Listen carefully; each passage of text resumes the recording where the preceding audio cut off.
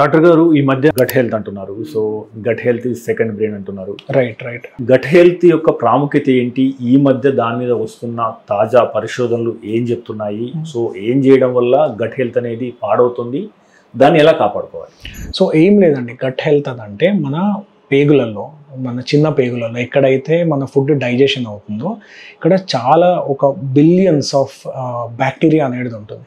So ఇది good bacteria, మనం తినే ఆహారాన్ని కరిగియడము, దాంతోపాటు వేరే కెమికల్స్ అనేటివి తయారు చేయడము, మనం ఇమ్యూనిటీ అనేది రెగ్యులేట్ చేయడము, ఇవన్నీ ఈ గట్ బ్యాక్టీరియా అనేది చేస్తూ ఉంటుంది. 62 లక్షల మంది ప్రజల్లో మెడ్ప్లస్ బ్రాండ్ మెడిసిన్స్ కి మారడం వలన 915 కోట్ల రూపాయలు సేవ్ చేసుకున్నారు. అదే మెడిసిన్స్ అదే క్వాలిటీతో 50 to 80% డిస్కౌంట్లు.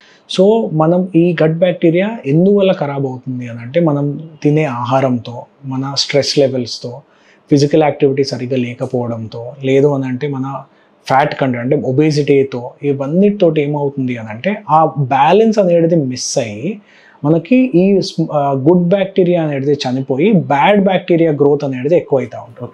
సో ఈ బ్యాడ్ బ్యాక్టీరియా గ్రోత్ ఎక్కువయ్యి గుడ్ బ్యాక్టీరియా తక్కువైనప్పుడు this is bad gut health. అంటే మీకు ఆ బ్యాలెన్స్ మిస్ మ్యాచ్ అవుతుంది. సో ఈ బ్యాలెన్స్ మిస్ మ్యాచ్ కావడంతో చాలా వరకు మనకు డిజీజెస్ కూడా వచ్చే అవకాశం ఉంటుంది. సో ఈ బ్యాడ్ బ్యాక్టీరియా పెరిగినప్పుడు ఫుడ్ డైజెస్ట్ కాదు. ఫుడ్ డైజెస్ట్ కానప్పుడు ఏమవుతుంది, కడుపు ఉబ్బరంగా అవుతూ ఉంటుంది, ఆ బ్లోటింగ్ సెన్సేషన్ ఉండడము, లేకపోతే మనకు కాన్స్టిపేషన్ ఉండడము, కొందరు మందికి లూజ్ మోషన్స్ కావడము, ఇలాంటి ప్రాబ్లమ్స్ వస్తూ ఉంటాయి. ఇది కాకుండా ఏంటి అని అంటే మన స్ట్రెస్ లెవెల్స్, మన బిహేవియర్, ఇవన్నీ కూడా మనకు కొంచెం వరకు ఈ బ్యాక్టీరియా అనేది మేనేజ్ చేస్తూ ఉంటుంది. ఎలా అని అంటే మన ఇంటెస్టైన్స్కి బ్రెయిన్ నుంచి డైరెక్ట్ కనెక్షన్ ఉంటుంది. సంథింగ్ కాల్డ్ యాజ్ ఏమంటారంటే మనం గట్ బ్రెయిన్ యాక్సెస్ అంటాం. Brain gut axis or gut brain axis. So ఈ కెమికల్ మీడియేటర్స్ తోటి ఏదైతే నర్వ్ ఇంపల్సెస్ పోతాయో ఇవన్నీ ఆ గుడ్ బ్యాక్టీరియా తయారు చేస్తూ ఉంటుంది. సో ఆ గుడ్ బ్యాక్టీరియా తక్కువయ్యి బ్యాడ్ బ్యాక్టీరియా పెరిగినప్పుడు మనకి ఏదైతే ఆ కెమికల్ ఇంపల్సెస్, నర్వ్ ఇంపల్సెస్ పోతూ ఉంటాయో అవి మారుతూ ఉంటుంది.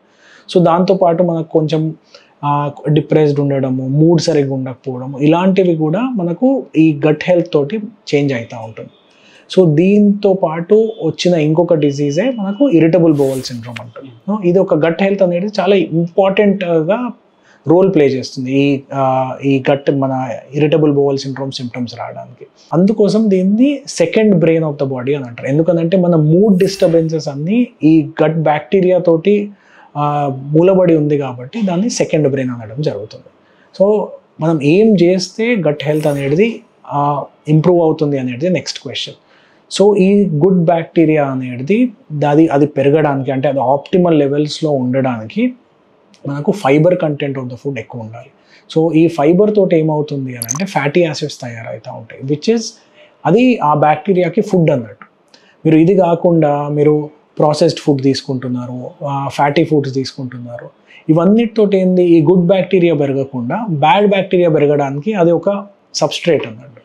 సో మన ఫుడ్, అందుకోసం మనం తినే ఆహారంతో బ్యాడ్ బ్యాక్టీరియా పెరిగి గుడ్ బ్యాక్టీరియా తక్కువ అయ్యే అవకాశం కూడా ఉంటుంది. అందుకోసం good amount of fermented food, like good amount of fibre food, probiotics, ఇవన్నిటితోటి గుడ్ బ్యాక్టీరియా అనేది పెరుగుతూ ఉంటుంది. డాక్టర్ గారు, ఇంకోటి అంటే సాధారణంగా మనం యాంటీబయాటిక్స్ ఎక్కువ వాడడం వల్ల ఈ గట్ హెల్త్ దెబ్బతింటుంది, గుడ్ బ్యాక్టీరియా చనిపోతుంది అని అంటున్నారు కదా, ఇందులో వాస్తవం ఏంట? అంటే కొంతమంది డాక్టర్లు యాంటీబయాటిక్స్తో పాటు కూడా ప్రోబయాటిక్స్ ఇస్తున్నారు. రైట్. సో అంటే ఈ కల్చర్ ఎట్లా చూడొచ్చు మనం? సో ఏం లేదండి, సింపుల్. దీని అనేది ఏంటంటే యాంటీబయాటిక్ అసోసియేటెడ్ డయేరియాస్ అంటారు.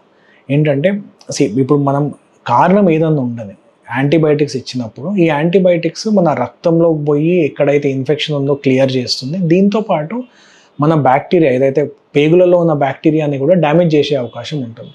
సో దాంతో డెఫినెట్లీ కొన్ని యాంటీబయాటిక్స్ తోటి మనకు మన నార్మల్ గుడ్ బ్యాక్టీరియా కూడా మనకు చెడిపోయి దాంతోపాటు డైజెషన్ సరిగ్గా లేకుండా దాంతో మోషన్స్ అయ్యే అవకాశం ఉంటుంది. అందుకోసం యాంటీబయాటిక్ తోటి బ్యాక్టీరియా చనిపోవడం అనేది వాస్తవమే. దాంతో ప్రోబయోటిక్స్ తీసుకోవడం కూడా చాలా ఇంపార్టెంట్. కాకపోతే మీరు ఒక 5 days వాడుతున్నారు యాంటీబయాటిక్, సో మీకు సిమ్టమ్స్ ఏం లేవు అని అంటే అవసరం లేదు. కాకపోతే సిమ్టమ్స్ వచ్చే వాళ్ళకి ప్రోబయోటిక్స్ ఇవ్వడం అనేది రెగ్యులర్గా జరుగుతూ ఉంటుంది.